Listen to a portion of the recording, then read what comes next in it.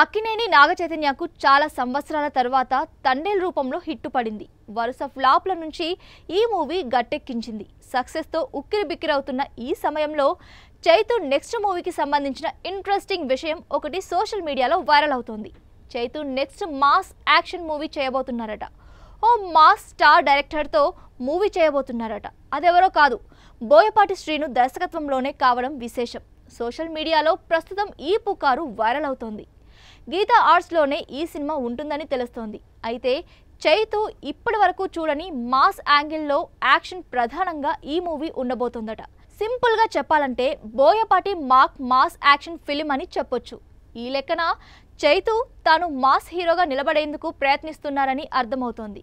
ఏ hero అయినా ఓ స్థాయికి వచ్చాక మాస్ హీరోగా పేరు తెచ్చుకోవాలని కోరుకుంటారు. అదే ఇమేజ్ని, మార్కెట్ని పెంచుతుంది, ఎక్కువ కాలం నిలబడడానికి దోహదపడుతుంది. అందులో భాగంగానే నాగచైతన్య బోయపాటితో మూవీ చేసేందుకు ఓకే చేశారని సమాచారం. మరి ఇందులో నిజమెంత అనేది తెలియాల్సి ఉంది. కానీ ఈ కాంబో నిజంగానే క్రేజీగా ఉండబోతోంది. చైతుని బోయపాటి ఎలా చూపిస్తారనేది ఆసక్తికరంగా మారింది. నాగచైతన్య తండేల్ మూవీతో విజయాన్ని అందుకున్నారు. సాయి పల్లవి హీరోయిన్గా నటించిన ఈ మూవీ బాక్స్ ఆఫీస్ వద్ద మంచి వసూళ్లని రాబడుతోంది.